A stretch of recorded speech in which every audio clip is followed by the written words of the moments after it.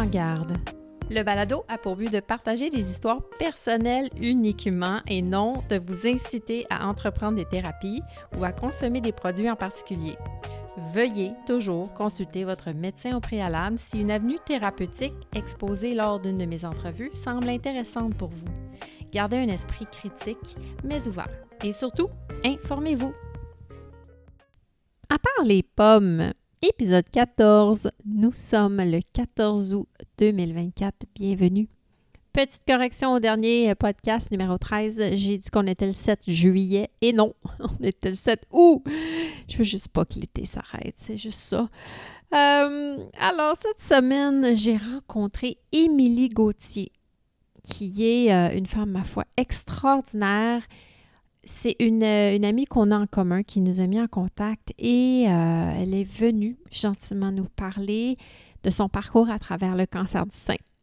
Oui, deuxième podcast sur le cancer du sein, mais on va ailleurs, on ne parle pas nécessairement du même cheminement, donc je trouvais ça vraiment pertinent de vous le partager. Cependant, j'aimerais vous dire tout de suite qu'on est en médecine alternative, la santé intégrative. Émilie a fait des études à New York sur la santé intégrative. Elle s'est vraiment informée. Donc, si c'est quelque chose, on sort des sentiers battus, on sort de ce qu'on connaît, ce qui est vraiment cool parce que là, je peux vous présenter plein d'autres choses. Et je sais, il y en a qui vont dire « Mais je suis pas sûre, tu sais, je pense pas que c'est scientifique, etc. » Ça va, je vous comprends, c'est bien correct. Mais laissez-vous aller là-dedans, puis si c'est pas des choses qui vous parlent, c'est bien correct. S'il y en a d'autres qui recherchent ce genre de thérapie-là, on en parle. Et puis, évidemment, informez-vous, parlez à votre médecin, mais vraiment, là, écoutez ça, c'est fascinant tout ce qu'elle a fait. Elle en a même fait un livre par rapport à ça. Toutes les informations sur son livre seront indiquées dans la description du podcast. Alors, sur ce, n'oubliez pas, YouTube, à part les pommes, Instagram, à part les pommes. Toutes les informations sur Émilie Gauthier également, son site web, ses Instagram, machin, sont toutes dites pendant, mais ça va être aussi écrit dans la description. Sur ce, bonne écoute.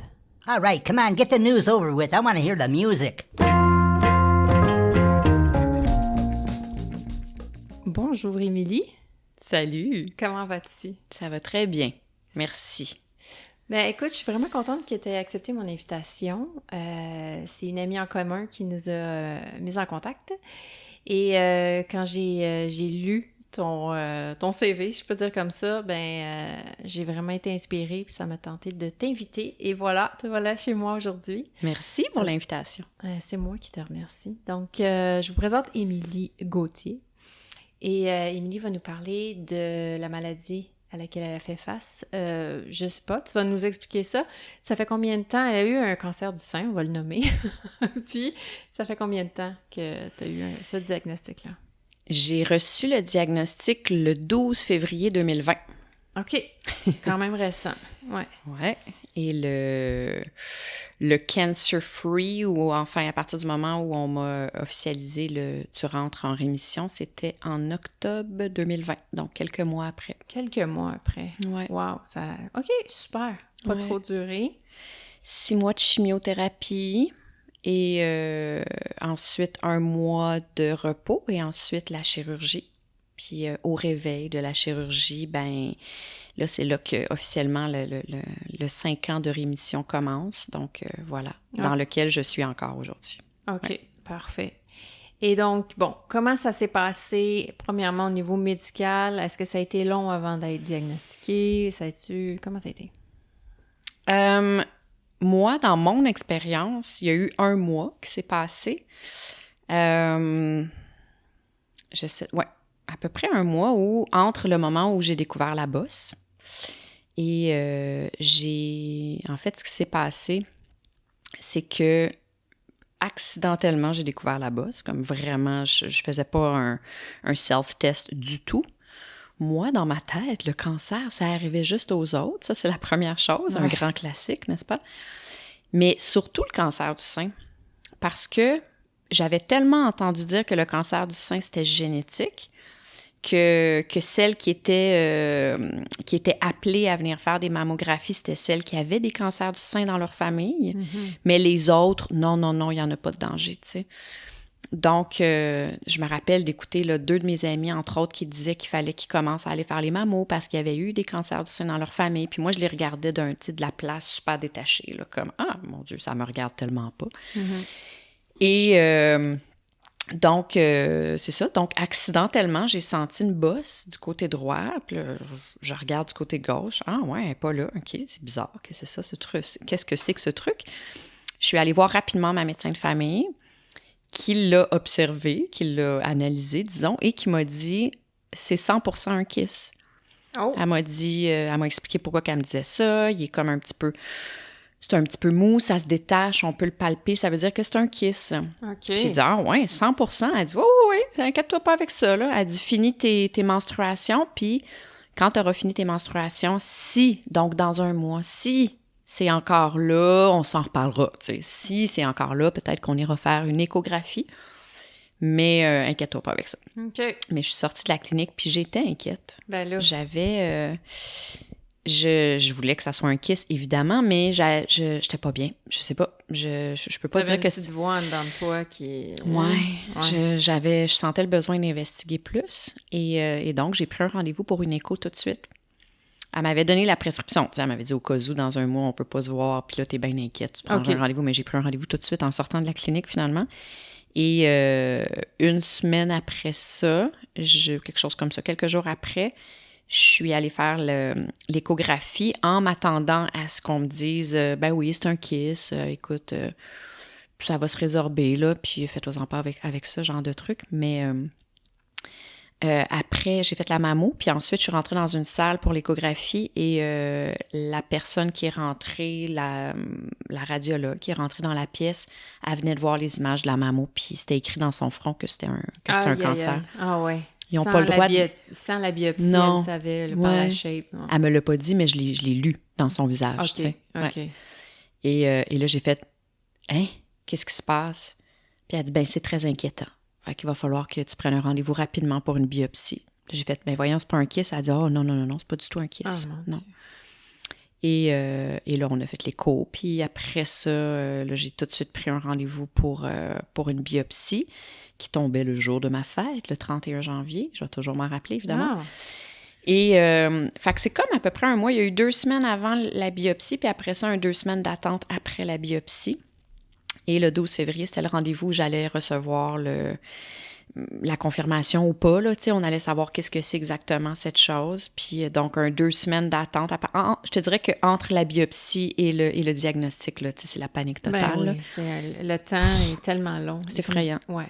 T'essaies de te gérer, là, mais tu sais, c'est comme... c'est au-delà de toi, là. C'est probablement le moment le plus stressant de ma vie. Et c'est ça, je suis allée finalement dans la petite clinique de l'oncologue le 12 février dans une tempête de verglas avec une de mes amies. Puis à 7 heures le soir, on m'apprenait que c'était un cancer. Voilà. OK. Ouais. Puis là, bon, l'équipe embarque, le tumor board, comme ils appellent, puis ils décident que pour toi, c'est préférable de faire de la chimio. Oui. Puis pour réduire la tumeur, j'imagine. Oui. Puis après ça, chirurgie. Exact. C'était souvent avant le contraire. On faisait l'opération avant, puis ensuite, on faisait la chimiothérapie. Oui. Ils le font encore des fois. Mais moi, ils m'ont expliqué que ça aurait trop déformé mon sein, étant donné qu'ils voyaient pas, il n'y avait pas de métastase, c'est ça. Fait que le premier test après que le cancer est confirmé, c'est un CT scan ou un PET scan. Je pense que c'est un PET scan. En tout cas, c'est un scan qui va aller voir s'il y a des métastases. Oui. Il n'y avait pas de métastase. OK. Et ils m'ont dit, écoute, on pourrait enlever, on pourrait faire la chirurgie tout de suite, mais étant donné que tu as un petit sein et que la tumeur est quand même assez grande et agressive, ben en tout cas, on va l'attaquer tout de suite. Oui, sinon on déforme, puis en tout cas, fait qu'on va la réduire au maximum. C'était vraiment une question esthétique, en fait, pour être super honnête, là. C'était réduisons-la au maximum pour que quand on arrive à la chirurgie, on n'ait pas trop à couper. À déformer. Oui, mais si si pour eux, c'est safe de le faire comme ça, ils te l'auraient Ouais. pas proposé, là. t'sais. Non, c'est ça. L'esthétique aurait fait comme, ben là, c'est ça, là. On Non. prend ça à côté. Là. Ouais, exact. Une chose est sûre, c'était qu'il me fallait de la chimio, qu'il me disait. Moi, j'en voulais pas au début. Là, tu sais, on se rappelle, là, le 12 février, la pandémie s'en vient à grands pas. Oui. Mais elle n'était pas là encore. Là. C'était de l'ordre de la Chine à cette époque-là. Là. C'était pas encore ici. Et je voulais pas faire de la chimiothérapie. J'étais terrorisée. Alors, j'avais commencé à faire des recherches pour aller dans une clinique de traitement alternatif au Mexique. J'avais trouvé un endroit. Puis là, j'essayais de trouver une façon de commencer à récolter de l'argent pour réussir à y aller. Donc, j'étais sur le point de lancer un sociofinancement. OK. Et la pandémie est arrivée. Et donc, la clinique a fermé, on ne pouvait plus voyager. Et là, mes oncologues et ma famille me donnaient de la pression. La tumeur est agressive, elle double au mois. Il faut vraiment que tu l'attaques rapidement. Excuse-moi, pourquoi tu voulais pas faire de chimio? C'est une très bonne question. Tu sais, au-delà de, bon, c'est un... Du poison. Là. Oui, c'est ça. Tu sais, on s'entend qu'à la base, c'est ça, mais c'est principalement les effets secondaires que je voulais pas, évidemment, tu sais. Oui. Pour être très, très, très, très, très honnête, je vais dire quelque chose que peu nomment, mais la perte de cheveux quand t'es une femme, là, tu sais... Ça fait mal. Moi, dans mon cas, dans mon expérience, c'était l'anticipation de ça, parce que à partir du moment où c'est arrivé, en tout cas, j'en reparlerai, là, mais c'est l'anticipation de perdre les cheveux, c'est la connotation qu'on... Tu sais, ce qu'on attribue, le pouvoir qu'on attribue à la chevelure, les femmes. Oui. Ouais, fait que l'idée de perdre mes cheveux, puis là, j'étais dans une nouvelle relation en plus. Je commençais à fréquenter comme quelques mois seulement que je fréquentais quelqu'un. Non, c'était comme, mais tu sais, ça c'est la pure vérité, mais évidemment que, tu sais, l'idée d'avoir un médicament cytotoxique qui circule dans mes veines, ça allait comme pas avec mon tempérament. Je sais pas... Oui, j'ai déjà pris des Tylenol et des Advil et des antibiotiques dans ma vie, là, mais toujours de reculons. Tu sais, c'était pas... J'y ai toujours pensé comme 4-5 fois avant de mettre quelque chose dans ma bouche de chimique, tu sais, des médicaments d'ordonnance ou pas d'ordonnance aussi, tu sais. Fait que, mettons que la chimiothérapie, c'était le... C'était le pire, là, c'est ça. Ben oui. OK. Bon. Mais bon, vu qu'il y a pandémie, t'as comme plus le choix la vie a pris la décision. Avec la pression de la famille qui dit, mais là, tu peux, tu sais, voyons. Ouais. La vie a pris la décision pour moi. OK. Ouais. Bon. Fait que oui, j'ai fait 6 mois de chimiothérapie. L'as-tu accueilli, finalement? Ah, j'ai travaillé fort pour l'accueillir. C'est une bonne question, ça, parce que je savais que à partir du moment où j'allais dire oui, que j'allais prendre la décision, j'allais accepter d'aller de l'avant avec ce protocole-là, il allait falloir que j'assume. Je ne pouvais pas le faire de reculons. Plus de contrôle, là. Non, c'est ça. Puis de le faire, tu sais, m'asseoir, tu sais, c'était des traitements de 6 heures, là. Ouais, c'est ça, aux 2 semaines. M'asseoir aux 2 semaines pendant 6 heures avec l'aiguille dans le bras, en étant fâchée, en haïssant ce qui me rentre dans le corps. Tu sais, tout ça t'aidera pas. Non, je le savais. C'est pas productif. Exact. Mais là, essaie d'aimer quelque chose que t'aimes pas, par contre, tu sais. Mais d'y faire confiance, j'y faisais... En fait, je savais que ça fonctionnait. C'est ça a fait ses preuves pareil, là. Ouais. C'était d'accepter, d'assumer, puis de faire « OK, c'est correct, je vais dans le sens du poison ». Moi, dans ma tête, j'avais envie d'aller dans le sens de booster mon système plutôt que de l'affaiblir. Ouais. Tu sais, j'avais envie d'aller plus dans le sens de on va booster ton système immunitaire au maximum, là, avec des approches, oui, alternatives, mais ma personnalité est plus, penche plus pour ça. Fait qu'est-ce que tu as fait des traitements autres pendant la chimio? Ben, t'es un peu limité quand t'es dans la chimio. Ouais. Fait que j'ai fait beaucoup de choses avant et après. J'ai fait des trucs pendant. Mais, tu sais, comme par exemple de booster le système immunitaire, tu peux pas pendant la chimiothérapie parce que là, tu vas dans le sens contraire de la chimio. Ouais.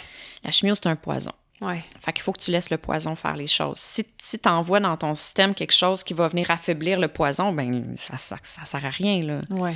Tu viens, tu sais, ça marche pas, là. Fait que soit que tu vas dans le sens de la chose ou bien tu y vas pas. Puis évidemment, ben quand tu le fais, les pharmaciens oncologiques de l'hôpital te disent de toute façon, tu sais, il faut que tu arrêtes de manger des trucs qui sont antioxydants, des trucs qui sont anti-inflammatoires, genre le thé vert, le curcuma, les probiotiques. Il faut que tu ailles vraiment dans le sens du poison. Fait que c'est le temps de c'est manger fou, une poutine, là. Mais carrément. Oui, c'est bon. Non, mais complètement. Ah, C'est ouais. effrayant. Bon, j'ai pas fait ça, mais je t'avoue que je suis quand même... Bon, ça, c'est une autre histoire, par contre, là, mais je suis quand même tombée des nues quand mon premier traitement, la nutritionniste de l'hôpital, elle vient te voir, puis elle te remet un document avec les choses que tu peux et tu peux pas manger. Et tout ce que je ne pouvais pas, c'est toutes les choses que je mange depuis toujours, des choses bonnes pour la santé, antioxydantes, tout ça rempli de nutriments. Et ce que je pouvais et devais et qu'on m'encourageait à manger, c'est des gâteaux, du fromage. Non, carrément. Wow! Oui, il était écrit... je me rappelle d'avoir vu fromage cottage gras, tu sais, comme le plus haut pourcentage, du pain blanc. Puis là, je me rappelle, en fait, pardon. Ouais. Parce que j'avais quand même eu un mois avant que la chimio commence et j'avais fait beaucoup de recherches déjà sur le type de cancer que j'avais, le type de tumeur que j'avais. Et c'est assez clair que c'est sûr que c'est pas le système de santé conventionnel qui va confirmer ça, mais il reste que le data est là en ce qui a trait au sucre, par exemple, tu sais, aux hydrates de carbone, au sucre simple, aux glucides simples qui peuvent contribuer à proliférer, à nourrir, mettons, les cellules malignes, tu sais. Oui, cancéreuses, exact. Oui, fait que ça... Tu manges un gâteau, tu sais, ça Oui, la littérature est pas mal là, tu sais. Mon oncologue me dit que non, mais écoute, moi, j'ai tellement lu de résultats d'études qui vont dans ce sens-là que tout ça pour dire que quand la nutritionniste m'a donné ça, j'ai fait « pardon ». Oui. Puis elle a dit « non, mais c'est parce qu'il est plus important pour nous, c'est que tu perdes pas de poids ». Ah, OK, mais il y a d'autres façons de ne pas perdre de poids. Tu sais, il y a des glucides complexes. Les glucides complexes qui sont les patates, les légumes racines, les grains céréaliers, les légumineuses, des bons hydrates de carbone qui sont nutritifs et non vides et non remplis de sucre et tout ça. Ah oui? Ah, je suis vraiment étonnée. Ouais. Puis 2020, là, on n'est pas 1950, là. OK. Intéressant. Non, il y a du chemin à faire avec la nutrition, je pense, dans notre système, là, avec toutes nos connaissances en lien avec l'alimentation. En tout cas, ça, c'est un autre podcast, peut-être. Oui. OK. Fait que là, tu t'es informée et donc, au préalable de la chimio, comment tu t'es préparée? Avant de commencer la chimio, c'est là que j'ai misé sur booster le système immunitaire, comme vraiment, vraiment beaucoup. Déjà, juste des jus pressés à froid, remplis de nutriments. Je mettais des gousses d'ail. Vitamines et tout. Ouais. Ouais. Tu sais, plein de crucifères, des pousses de brocoli qui sont tellement riches en sulforaphane qui a démontré affaiblir les cellules cancéreuses des cancers hormonodépendants comme celui que j'avais. Du phytoestrogène qui a aussi démontré rebalancer les mauvais estrogènes dans l'organisme. Fait que ça, c'était avant la chimiothérapie. Quand la chimiothérapie a commencé, j'ai fait des jeûnes parce qu'il y a aussi beaucoup de littérature par rapport à ça.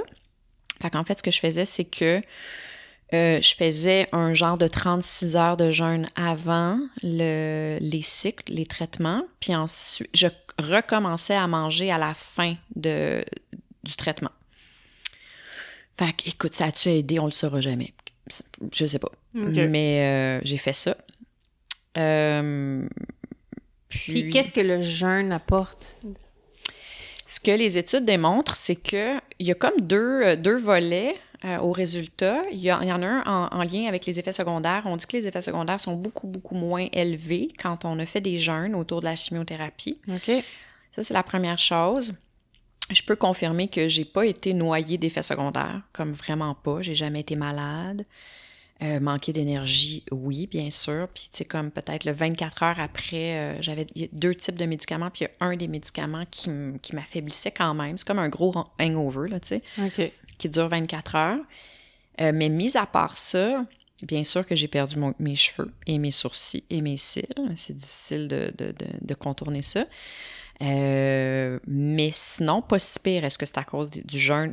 Encore une fois, on le saura pas. Mais bon, j'ai fait ça, j'ai essayé ça. Qu'est-ce que pas si pire? T'as pas tout perdu tes cheveux? Non, j'ai tout. Non, mais il y a plein d'effets secondaires. OK, dans le sens pas si pire pour les autres. Dans le sens, ouais, dans le sสnon. Un petit peu mes cheveux. Non, ça aurait été incroyable, ça. Ouais, mais non, j'ai tout perdu les cheveux. OK.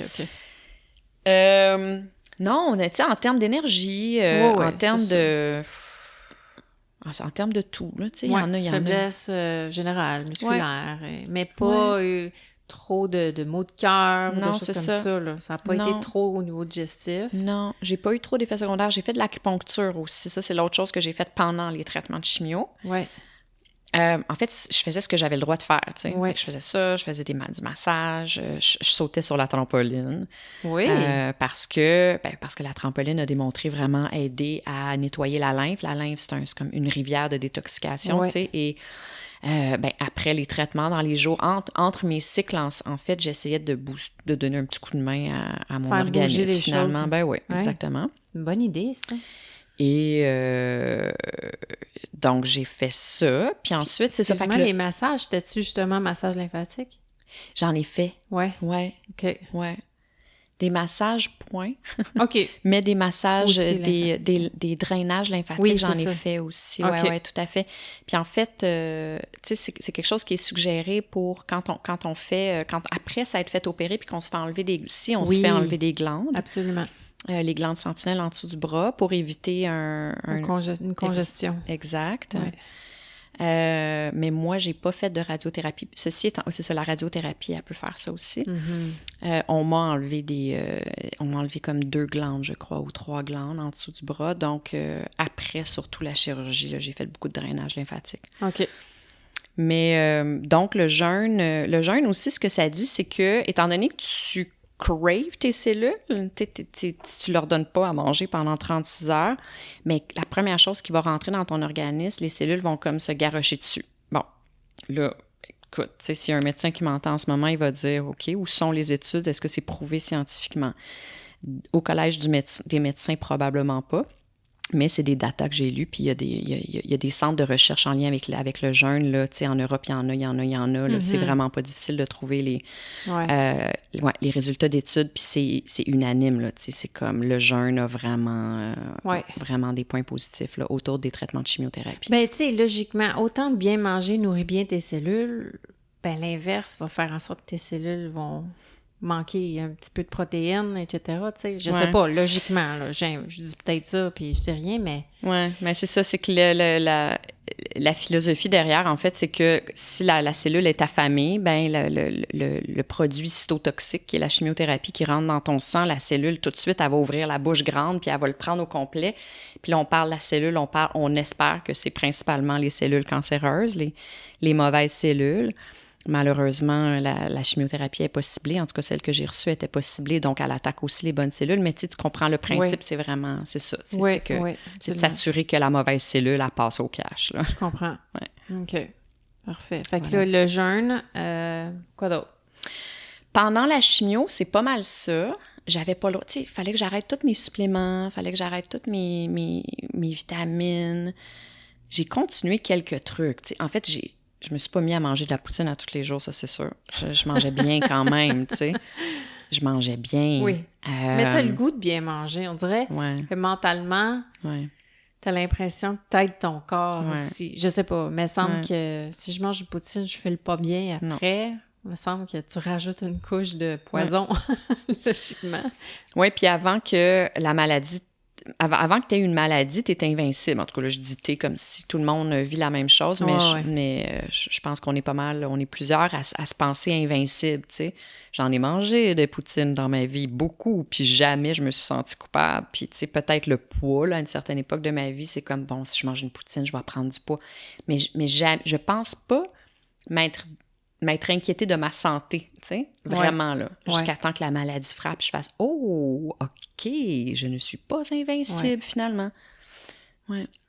Fait que là, après, donc, on était rendu après la chimio, la chirurgie, et donc... Ouais. Après la chimio, ben là, j'ai commencé à... Là, j'ai vraiment solidement pris le volant. OK. Ouais, puis là, ben, écoute, mon Dieu, tout plein de choses. Ben... D'abord, pendant les traitements de chimio, j'ai fait ma naturopathie en ligne. J'ai fait une certification européenne, là. Ouais. Fait que j'ai fait ça pendant 6 mois et j'ai appris tellement de choses dans ce cours-là, tellement, tu sais, en lien. Moi, j'avais une tumeur nourrie par un excès d'estrogène. Fait que 80% des cancers du sein sont d'origine hormonale, d'un débalancement hormonal. J'ai souffert de débalancement hormonal littéralement toute ma vie. Après la chirurgie, là, j'ai décidé de faire ma santé intégrative dans The Institute for Integrative Nutrition à New York. Et là, ce que j'ai appris, mon Dieu Seigneur, vraiment Mind-blowing. Complètement mind-blowing. J'ai fait, mais comment ça qu'on sait pas ça? Comment ça qu'on nous parle pas de ça, les femmes? C'est quand même incroyable. Voyons, les chiffres montent et montent et montent. On est rendu à une femme sur 8 qui a un cancer du sein aujourd'hui. Dans les années 60, je ne vais pas sortir un chiffre parce que c'est dangereux, là, mais c'était beaucoup moins que ça. Là. Dans les années 70, c'était beaucoup, beaucoup moins que ça. Mais est-ce que, puis là, je fais l'avocat du diable, là, mais est-ce que les manières de détecter les cancers à ce moment-là étaient plus complexes, moins précis, etc.? Tu comprends? Est-ce que les chiffres sont vraiment bons? Il y a de ça. Mais les cancers, si quelqu'un a un cancer du sein, on finit par le savoir, même s'il n'a pas été détecté, la personne, il va se répandre. Je veux dire, on va le savoir. On les détecte plus rapidement, oui. Aujourd'hui, avec la technologie. Ils ont été calculés, ceux-là, tu comprends? Ils sont sûrement décédés. Ouais. Mais décédé, c'est le corps qui a lâché au complet. Je sais pas. Ouais. Je fais l'avocat du diable, on le saura peut-être jamais, mais je suis un peu de ton avis à penser qu'il devait en avoir moins. Ouais. On dit qu'il y a de plus en plus de femmes jeunes aussi qui ont des cancers du sein, tu sais. Je sais pas. Moi, j'y vais avec ma logique, là, même dans les années 70, c'était pas diagnostiqué, mais je veux dire, dans les années 70, on s'interrogeait quand même à savoir de quoi elle est morte, cette personne-là. Ouais. Tu sais, est-ce que ça n'a pas été documenté, ça n'a pas été catalogué? Peut-être. Ouais. Peut-être. Mais il reste que... Non, mais je suis ton bord, là. Je pense que... Non, mais c'est bien. Plus, c'est bien de se poser ces questions-là quand même, là, d'essayer vraiment de faire l'avocat du diable. Fait que donc, c'est ça. Après ça, quand j'ai senti que l'aspect physique de la guérison, elle avait été... j'avais pas fait le tour, mais j'avais compris bien des affaires. Je sentais le besoin d'aller plus loin. Puis là, dans l'aspect peut-être un petit peu plus invisible, l'aspect de la guérison qui ne se voit pas sur les scans, donc tout ce qui est système nerveux, tout ce qui est pensée, émotion, trauma, la santé psychologique, la santé émotionnelle. C'est un tout. Oui, c'est un tout. Non, c'est ça, exact. Et dans mes études en santé intégrative, c'était clair que ça jouait un rôle aussi. Je savais que je me connais, là, tu sais, puis j'ai décidé de me mettre en dessous du microscope, là, j'ai décidé vraiment de me décortiquer de tous les angles possibles à travers la maladie parce que c'est dans mon tempérament d'essayer de comprendre d'où ça vient, de quelle façon j'ai pu contribuer à ça et donc de quelle façon je pourrais contribuer à la guérison holistique. Ouais. Et donc, j'ai rapidement, à travers tout ce que j'ai appris, lu, étudié, j'ai compris que les cellules sont réellement impactées par l'énergie qu'on va véhiculer, qu'on va laisser exister à l'intérieur de nous. Le stress chronique, la dérégulation du système nerveux, les émotions qu'on enfouit dans le fond de nous, puis qu'on nie, qu'on fuit, tout ça. Et là est venu le temps de plonger dans cet aspect-là de la guérison. Et à ce moment-là, je suis partie au Mexique. Je suis partie au Mexique parce que là, on était en 2022. Je sentais le besoin d'aller à la source. À la source, pas que le Mexique, c'est la source de ce genre d'approche-là, mais il reste que c'est une culture qui est encore très ancrée dans les enseignements ancestraux déjà. Tradition, oui. Je savais qu'il y avait une communauté, pas juste de Mexicains, mais en fait principalement d'étrangers qui se rendaient au Mexique pour aller étudier ça et aller essayer de répandre ces informations-là, ces enseignements-là, d'abord, soit qu'ils soient ancestraux ou plus modernes, des approches peut-être un petit peu plus modernes, mais qui se concentrent principalement sur la cause, sur la racine des choses, puis sur une guérison moins invasive, plus naturelle. Puis tu sais, je dis ça, je parle de ça, mais je parle pas contre la médecine conventionnelle du tout, parce qu'aujourd'hui, en fait, presque 5 ans plus tard, je réalise à quel point, finalement, je suis contente que les choses se soient passées de la façon qu'elles se sont passées et que la vie ait pris la décision pour moi de faire la chimiothérapie parce que je réalise que c'est excessivement difficile de faire disparaître une tumeur sans la chimiothérapie. Ça prend une vie de moine. Il y en a qui y arrivent, là. Oui. Mais c'est fait. La tumeur a pratiquement disparu au complet. Il restait des petites miettes qui ont été grattées durant la chirurgie et c'est tout. Et après ça, ben, j'ai pu me concentrer sur la cause et la prévention d'une récidive Ouais. sans pression, sans urgence, sans la peur, tu sais, sans la peur de « mon Dieu, ça va-tu se répandre? Est-ce que... » tu sais, Oui, exact. là, la chimio, c'était chargé de la tumeur maintenant, du symptôme que j'appelle, puis maintenant, je pouvais me charger de la racine. Oui. Fait que le Mexique m'a aidé à faire ça. En fait, m'a aidé à... Ben, je suis allée là puis j'ai essayé tout plein de trucs. T'es partie combien de temps? 6 mois. OK. Au début, je suis revenue au Québec 6 mois et je suis repartie un deuxième 6 mois. Puis là, je reviens, là, en fait. Fait que c'est ça. Puis t'as choisi le Mexique parce que t'as lu les choses, pas parce que tu connais des gens, ou tu sais, c'est vraiment par lecture que tu te... Ouais. OK. Non, au début, je connaissais personne là-bas. OK. De fil en aiguille, tu sais, plus j'avançais dans mon enquête, plus ça m'emmenait vers cette communauté-là où la spiritualité, disons, était très, très présente, où on était encore très connecté avec la nature, avec les plantes, avec les éléments, où on croyait vraiment à, par exemple, le earthing, qui est la connexion avec la terre, avec les arbres, avec tous les éléments, en fait, tu sais, à quel point ça a un impact sur la santé de nos cellules. Ben, on vit à travers l'environnement. Donc, l'environnement va avoir un impact sur nous. Oui, mais on le sait pas. Ben, oui, c'est ça. On le sait pas. On fait fi de ça, là, oui. Mais tu sais. Puis mais complètement, mais on le sait pas, puis on s'en sert pas. Moi, j'ai passé ma vie à Montréal, là. Je suis née ici, j'ai passé toute ma vie entre des buildings gris de béton, en souliers, 6 mois et plus par année, principalement en hibernation, tu sais, à l'intérieur, à pas me soucier du tout de ça, zéro consciente de ça, jusqu'à temps que je me mette à lire, tu sais, puis à comprendre l'impact des ions sur notre santé, l'impact de l'air pur versus de l'air pas pur, de la pureté de l'eau, de la connexion de peau à peau directement sur la terre, tu sais, de la médecine de l'eau, carrément, de la mer, de la rivière. Puis, tu sais, c'est pas juste au Mexique, tu sais, c'est aussi des vieilles médecines. Exact. La médecine chinoise va se baser sur les mêmes choses. Tout à fait. Ils ont développé leur médecine en regardant la nature. Oui, tout à fait. Fait que... J'ai choisi le Mexique, j'aurais pu choisir un autre endroit, tu sais. Mais c'est des vieilles civilisations aussi. Oui. Tu sais, ici, on est brand new, là. Fait que ils ont un savoir important à ne jamais négliger. Non, c'est ça, exactement.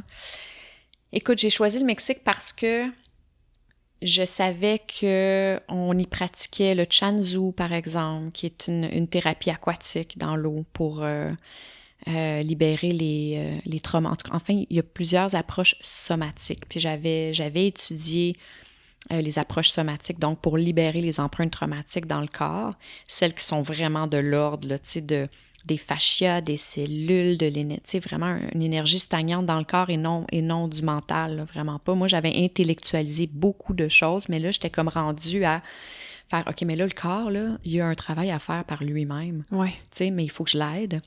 Je le mette dans un environnement propice à ça, entre les mains d'experts, de gens qui connaissent ce genre d'approche-là.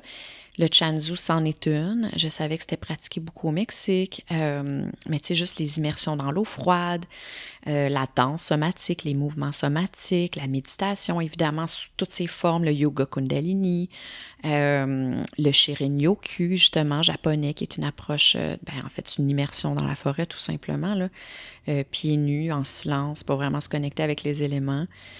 Réguler le système nerveux le plus possible. En fait, différentes approches de régulation du système nerveux qui étaient pratiquées depuis plus que 3 semaines au Mexique. Ça fait quand même plusieurs années que ça a débarqué. Puis que, tu sais, donc, c'est ça. Je me suis rendue là pour essayer et des approches plus innovantes, plus nouvelles, plus modernes et aussi aller rencontrer tous ceux qui sont encore très ancrés dans les enseignements ancestraux.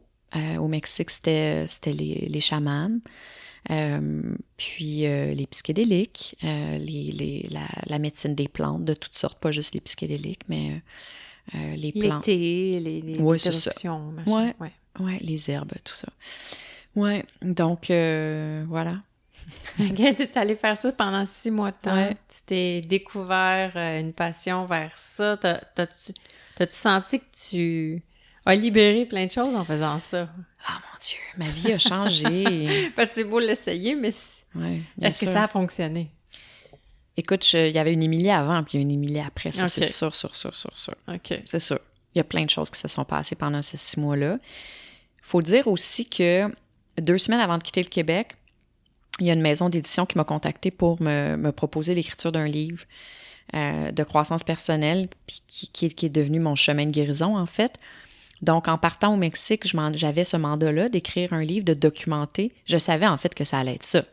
J'avais déjà une première portion, tu sais, du livre qui était le avant, mais j'allais me servir du livre pour documenter mon analyse humaine. Tu sais, je sentais vraiment le besoin de comprendre qu'est-ce qui fait qu'on en arrive là un jour dans notre vie, les humains, où on a un diagnostic d'une maladie chronique. Parce que je dis ça, tu sais, pendant des années, comme tout le monde, j'aurais remis ça à 100% entre les mains de la génétique. Ben oui, mais c'est ce qu'on nous dit, c'est la génétique, puis c'est tout, on n'a aucun pouvoir là-dessus. Victime de ma génétique, ouais. Mais j'y crois plus. Ouais. Puis, en fait, ça fait très, très, très longtemps, bien avant le cancer, que je savais que ça venait d'ailleurs, mais en fait, qu'il y avait une grosse portion qui venait d'ailleurs. Après la maladie, là, j'ai vu les chiffres, littéralement. J'ai compris que même la génétique, elle est minime dans l'équation. Mais donc, tout ça pour dire que quand je suis arrivée au Mexique, j'avais ce mandat-là entre les mains qui fait que j'ai fait « OK, ben là, tu vas être le cobaye de ta propre étude, Émilie. » Et donc, les 6 mois sont venus avec un gros travail d'introspection, de questionnement, d'essai, de reconnexion avec moi, de quête de ma vérité, de qu'est-ce que je transporte, que je nie sans le savoir ou en le sachant finalement, mais tu sais, depuis tellement longtemps. Qu'est-ce qui mériterait d'émerger, tu sais, qu'est-ce que j'aurais besoin de déterrer dans le fond de mon ventre, puis de ramener à la surface, puis de voir si c'est encore au service de ma guérison, de mon bien-être, de mon évolution et de tout ça. Et en parallèle de tout ça, ben, j'écrivais, je documentais tout ça. Mais excuse-moi, vu qu'on se connaît pas tant, on t'a approché, une maison d'édition, c'est parce que tu es auteur à la base ou comment ça se fait qu'on t'a approché de même? À cause de curieuse. À cause de sur les réseaux sociaux, en fait, parce que j'ai commencé presque au début, quelques mois après le début de la chimiothérapie, j'ai commencé à documenter mes essais et erreurs. J'ai commencé à partager sur TikTok au début. Principalement, j'ai commencé à documenter et rapidement, je me suis ramassée avec une très, très grande communauté. Essai-erreur de quoi? De plein de trucs que j'essayais. Tu sais, je disais tout à l'heure, différents nutriments, différents jus. Je parlais de phytoestrogènes, je parlais de xénoestrogènes, je parlais de toxines environnementales. Je partageais des choses que je découvrais, que j'apprenais, en fait.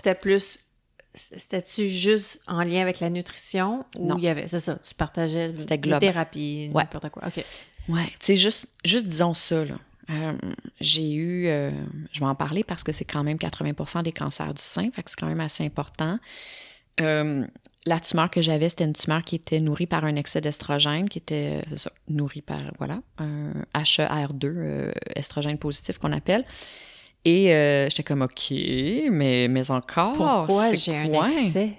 Oui, c'est ça vient de où? C'est quoi? C'est juste le stress? C'est bon. Puis en plongeant dans les études, c'est multifactoriel, OK? Je vais le dire d'emblée, là. C'est multifactoriel un cancer. Mais une des choses qui a pu contribuer au développement de cette tumeur-là, c'est les toxines environnementales, parce que dans la majorité des cas, les toxines environnementales contiennent du xénoestrogène, qui est une forme artificielle ou synthétique d'estrogène qu'on retrouve dans pratiquement tout dans notre vie moderne aujourd'hui. dans le plastique, dans l'eau du robinet, dans les tissus, dans les produits ménagers, dans les produits de beauté, dans le maquillage, dans tout le shampoing, la pâte à... Il y en a partout du xénoestrogène. Mais il y a... C'était peur, hein? De savoir qu'il y en a dans tellement de choses. Oui, c'est ça. Fait que, tu sais, faut vivre avec, là. On n'a pas bien le choix, là. On va pas... Ouais. Non, mais on peut pas... en hiver, être tout nu dehors, là, mais... non, mais il y a du linge qui en a pas. Fait que, tu sais, il faut s'éduquer. Il faut le savoir. Ouais. Fait qu'on s'éduque, puis après ça, en toute connaissance de cause, après ça, on fait des choix. On fait des choix différents, puis il y en a, là, moi, je pourrais jamais être 100% libre de toxines environnementales en 2024 et toutes les années qui s'en viennent, c'est pratiquement impossible. Ben non. Mais j'ai fait un méchant gros ménage, par contre. Un méchant gros ménage que je suis pas mal... Écoute, je dirais pas que je suis convaincue, là, mais il y a des chances que si j'avais su tout ce que je sais aujourd'hui dans ma vingtaine, les choses se seraient passées probablement bien différemment. Ouais. Pour moi. Les choses auraient été très différentes pour moi. Mais c'est juste que, puis je repense à ma vingtaine, comme tu le mentionnais tantôt, on est invincible. Ouais. C'est comme pas dans nos priorités de penser à ça. C'est sûr. Jusqu'à temps qu'on fait face à quelque chose. Ouais. Puis malheureusement, des fois, on y fait face très, très jeune. Ouais. Puis c'est souvent à cause de ça que là, on se met à découvrir plein de choses puis à travailler sur notre santé, tu sais. Mais...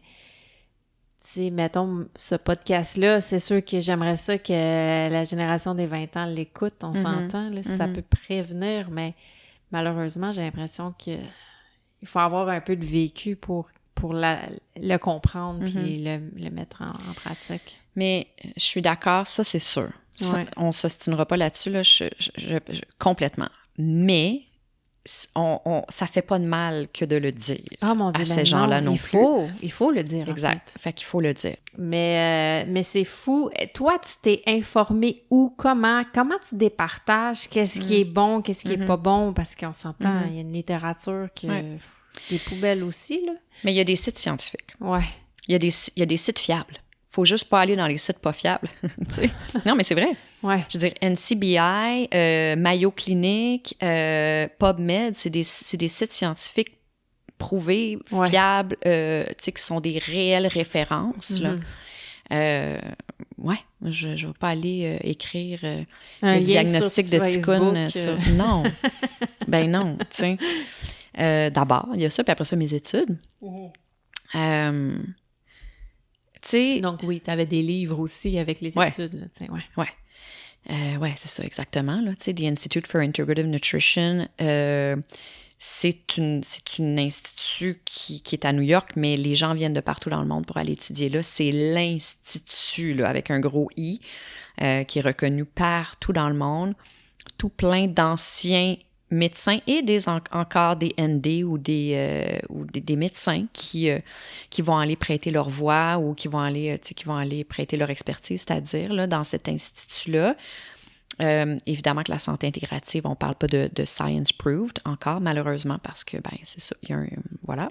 Est-ce que, en quelque part, on enlève du pouvoir aux instituts pharmaceutiques? Ah, on pourrait décortiquer ça. Ouais, on pourrait décortiquer ça. Tu sais, ça ne sert pas. Ouais. Plus la personne se prend en charge, moins c'est bon. Ça ne sert pas à l'angle qu'on a choisi de prendre, qui est c'est ça, une société capitaliste avec une grosse industrie qui s'appelle Biopharma, Big Pharma. Puis, on va se dire les vraies affaires, ça sert pas. Ça leur sert pas qu'on soit en santé, ça, c'est sûr. Non. Puis de le savoir aussi, d'être informé, ça leur sert pas, tu sais. Oui, mais non, c'est ça. C'est fou, hein? On n'aime pas ça, avoir à dire ce genre d'affaires-là, mais il va falloir, si on veut que les choses changent, il va falloir qu'on nomme les choses telles qu'elles sont, là. Puis, tu sais, on me dit, c'est pas prouvé scientifiquement, telle approche, tel nutriment, tel, je sais pas moi, tu sais, telle herbe, tel truc. Mais oui, mais c'est parce qu'on met pas l'argent là. On la met dans les machines, on la met dans les médicaments, on la met dans les trucs chimiques qui vont éliminer les symptômes rapidement. Mais si on la mettait dans les études de prévention, peut-être qu'on aurait moins besoin de machines, on aurait moins besoin de médicaments qui font éliminer les symptômes parce qu'il y en aurait moins de symptômes. On désengorgerait le système de santé, on réglerait tellement de problèmes, mais on enlèverait de l'argent de la poche d'un gros système, par contre, bien sûr. Ouais. Mais je pense dans une... Puis là, corrigez-moi si je me trompe, là, mais j'avais appris que dans une dynastie chinoise, je ne sais plus de laquelle, là, mais les médecins chinois étaient payés à garder leurs patients en santé. Et s'ils tombaient malades, ils étaient pas payés. Oh, j'aime ça. Ils pouvaient les traiter, évidemment, mais Ouais. donc le but, Ben oui. hey, c'est pas la même game, là. Non, on est ailleurs, là. Ouais. Là, à place, le pharmaceutique devient le meilleur aliment, le meilleur ci, le meilleur ça, le plus raffiné. Ouais. Les assurances, ça va être on te paye une paire de running, tu sais. Ouais. Je sais pas. Ouais, Tu comprends? ouais, absolument. C'est un autre monde. Oui, là. tout à fait. Ouais. Mais là, après ça, je sais pas si, honnêtement, je sais pas si ça irait mieux parce que j'ai l'impression que le stress serait quand même là à essayer d'être le plus en santé possible. L'anxiété en bas. En tout cas, c'est une utopie tout ça, là, mais tu comprends ce que je veux dire, c'est que hey, c'est d'essayer de garder un patient en santé versus l'inverse, tu sais. Non, mais c'est ça, là. On était complètement ailleurs, là. Ouais. J'en rêve. Ouais. T'imagines? Ouais. À quel point ce serait extraordinaire. Mais écoute, commençons. Moi, c'est ce que j'ai décidé de faire, de commencer par moi, puis après ça, d'abord de prêcher par l'exemple le plus possible, mais aussi de me servir de ma tribune pour répandre un maximum d'informations, là, le plus possible, tu sais, avec, en fait, remettre le pouvoir aux citoyens, remettre le pouvoir entre les mains de l'individu, lui dire qu'il a un pouvoir, parce que si on était juste, si on changeait notre réflexe, les humains, puis qu'on commençait juste par avoir le réflexe de s'en remettre à nous avant de s'en remettre à l'extérieur de nous. C'est pas une question de se culpabiliser. C'est une question de se responsabiliser. Ouais, c'est très différent. Ben oui. Mais on a bien de la difficulté à se responsabiliser les humains parce que c'est confrontant, se responsabiliser, c'est épeurant. On pense qu'on n'a pas les outils. C'est une responsabilité beaucoup trop lourde, beaucoup trop impressionnante, intimidante, tu sais. Mais la réalité, c'est que à partir du moment où on se responsabilise, on reprend notre pouvoir. Puis quand on reprend notre pouvoir, on peut contribuer, on peut jouer un rôle actif et dans la prévention et dans la guérison. Absolument. Absolument. Puis là, tu as écrit un livre. Oui, qui sort bientôt. Il est sorti. Il est sorti le 1er mai. All right. Parle-nous de ton livre. Ça s'appelle La puissance du serpent. Il a été publié aux éditions Les Nuées, qui est une division du groupe Librex de Québécois, qui se concentre sur des livres de spiritualité, de croissance personnelle. Et ouais, c'est mon chemin de guérison. C'est vraiment, comme je disais tantôt, c'est comme une étude humaine. J'étais curieuse, j'avais envie de comprendre, vraiment de refaire le chemin là, à partir du moment où on prend notre première bouffée d'air en sortant du ventre de notre mère jusqu'à temps qu'on se ramasse un jour, dans mon cas, l'âge de 41 ans avec un diagnostic de maladie mortelle. Tu sais, qu'est-ce qui s'est passé entre les deux? Qu'est-ce qui s'est passé dans ma vie? De quelle façon parce que je savais dans le fond de moi que j'avais joué un rôle de mon vécu, de mon conscient, pas de mon conscient, de trucs qu'on m'avait légués, peu importe, mais je savais que d'une façon ou d'une autre, j'avais contribué. Et là, je suis pas en train de me taper sur la tête, je suis pas en train de me culpabiliser en ce moment, pas du tout. Ouais. Je suis juste en train de reprendre mon pouvoir, c'est juste ça. Ouais. C'est une grosse différence. Oui, il y a une grosse différence. Et donc c'est ça, fait que c'est ça le livre, c'est ça la puissance du serpent. J'ai choisi le serpent parce que je trouvais que c'était une symbolique magnifique qui illustrait très, très bien cette espèce de processus-là où à un moment donné, on arrive à une place dans notre vie où on traîne des choses du passé qui sont plus au service de notre guérison et de notre évolution. Et la mutation du serpent, ça illustre, c'est ça la symbolique en fait, tu sais. Ouais. Et dans la vie, c'est ça. Le serpent, à un moment donné, il devient trop grand, trop large et son enveloppe, sa peau, non, la peau, son ancienne peau, elle marche plus, là. Ouais. Elle est plus assez grande. Puis elle transporte tout plein de parasites, puis tout plein de trucs qui sont pas bonnes pour lui. Ouais. Mais lui, contrairement à nous, les humains, il ne se pose pas la question, il ne va pas se demander « Je vais-tu changer de peau ou pas? Je vais rester dans ma zone de confort. Je pense que je suis mieux dans ma vieille peau, tu sais, elle me sécurise. » Puis, non, le serpent, il ne se demande pas ça, il n'a pas le choix. Il se débarrasse de sa peau. Puis c'est inconfortable, c'est un processus qui est vraiment pas agréable pour lui, tu sais. Mais il le fait parce que c'est ça son chemin, puis c'est ça la vie, puis il n'a pas le choix. S'il veut continuer à avancer, il n'a pas le choix. Donc, il se débarrasse de sa peau. Puis c'était ce parallèle-là avec l'humain que j'avais envie de faire. J'avais envie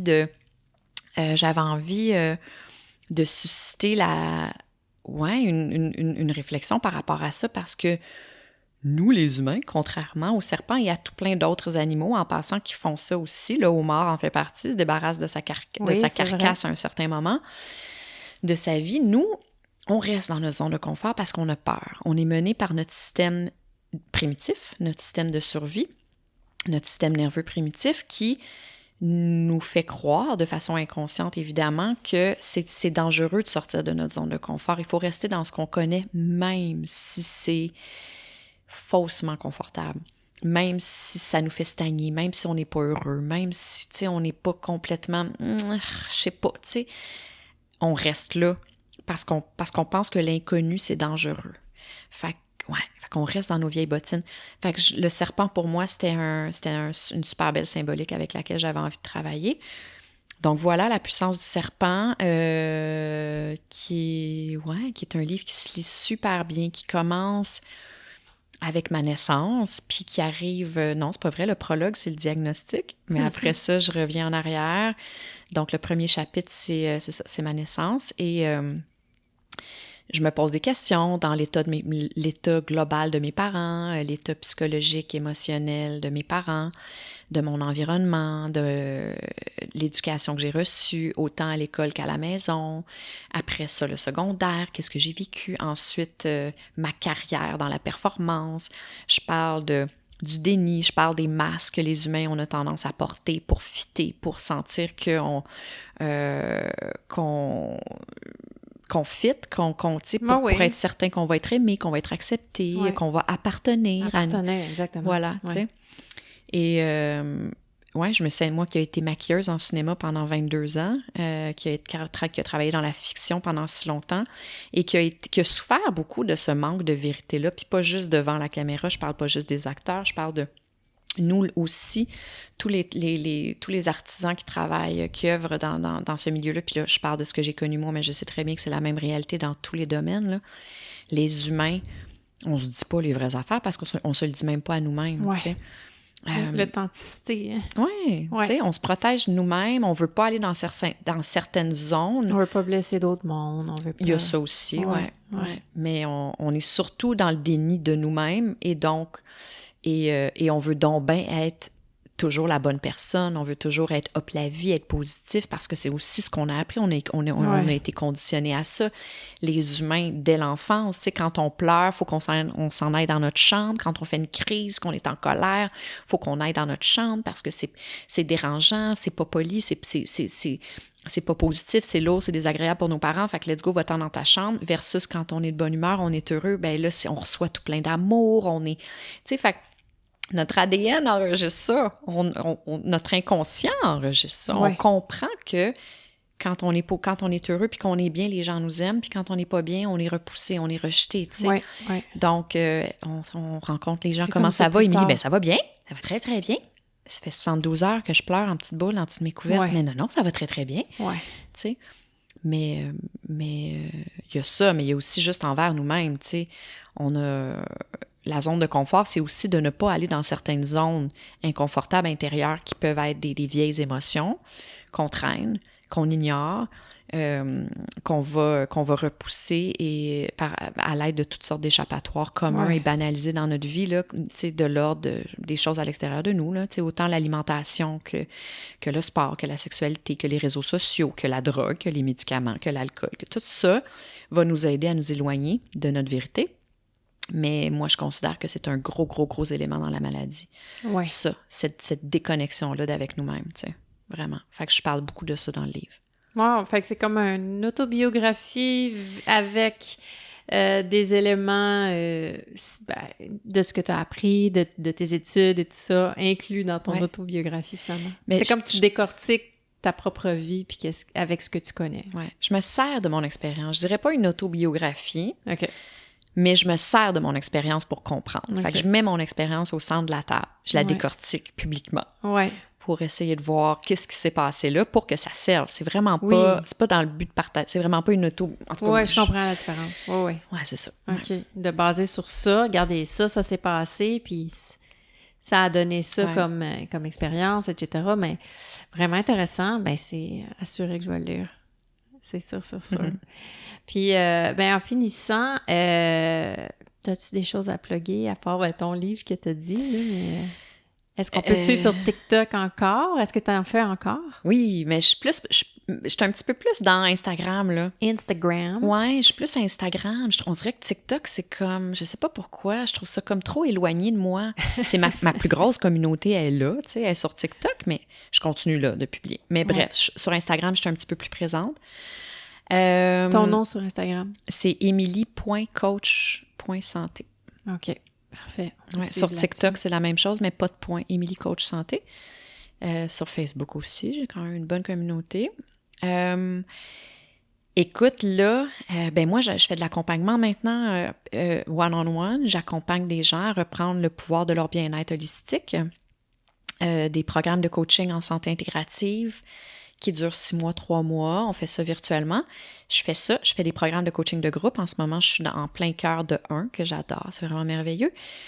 Mais aussi, je fais des retraites. Puis là, j'ai une retraite au Mexique au mois d'octobre. Puis ça, c'est comme mon gros bonbon. Je me peux plus, là. Puis surtout depuis la sortie du livre, parce que je parle des retraites, puis je parle de toute la magie auquel j'ai goûté quand j'étais au Mexique. Mais c'est ça, excuse-moi, je te coupe. Ouais. C'est ça, je vais te demander. Est-ce que ce livre-là, c'est ce qu'on t'a demandé d'écrire essentiellement? On m'a proposé d'écrire un livre de croissance personnelle. C'est ça, puis ça a donné ça.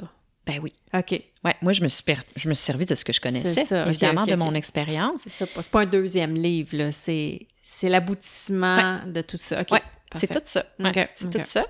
Fait que je partage, oui, beaucoup d'expériences avec des chamans, avec des guérisseurs de toutes sortes. Je partage dans le livre... des cérémonies que j'ai fait, je partage toutes sortes de modalités différentes, la respiration profonde rythmée, holotropique, la danse somatique, le chanzu, comme je parlais tout à l'heure, et je partage tout ça. Et des retraites transformationnelles aussi que j'ai fait qui m'ont... mon Dieu, c'est tellement, tellement puissant. Et aujourd'hui, j'en fais. Et j'en ai une au mois d'octobre, dans une biosphère de l'UNESCO au Mexique, et ça va être grandiose. Wow! Est-ce que les gens peuvent encore s'inscrire? Bien sûr, ouais, il reste de la place. Et ils te rejoignent comment? Par... Mon site. Fait que mon site, c'est emilygauthier.com. OK, facile. Ouais, puis j'ai tous mes programmes, les services sont là, les retraites sont là, tous les événements que je fais sont là. J'ai une boutique en ligne aussi avec tous mes produits préférés. Essayer, tester, prouver, tout ça que je propose. Alors voilà. Ah, génial! Ouais. Hey, si vous êtes intéressé, allez voir ça. Puis, tu sais, là, on est sorti plus du carcan très médical et tout ça. Puis, tu sais, je sais qu'il y en a qui vont dire, voyons, c'est pas scientifique, cette affaire-là. Puis c'est correct. Vous avez le droit. On n'est pas ici pour juger personne. Puis, de mon opinion, je dirais juste une petite craque. Des fois, ça fait pas mal. Juste pour aller voir ailleurs. Parce que tout ce qui est scientifique maintenant a déjà pas été scientifique. Puis, je dirais que il y a des choses, comme tu l'as dit tantôt, qu'on prend pas le temps de faire des études à fond parce que ça pourrait être à long terme moins payant si on apprenait ces choses-là. Mais aussi, des fois, il y a des choses qu'on n'est peut-être pas rendu à faire les études. Tu sais, exemple, tout ce qui est des thérapies énergétiques et tout ça, on est comme, voyons, donc, de quoi tu parles, etc. Oui, mais c'est peut-être parce que on a cette possibilité de le faire, mais on n'a pas encore les outils pour le montrer. Mais tu dis quelque chose d'intéressant, tu parles d'énergie. Ça, là, c'est prouvé scientifiquement. Oui.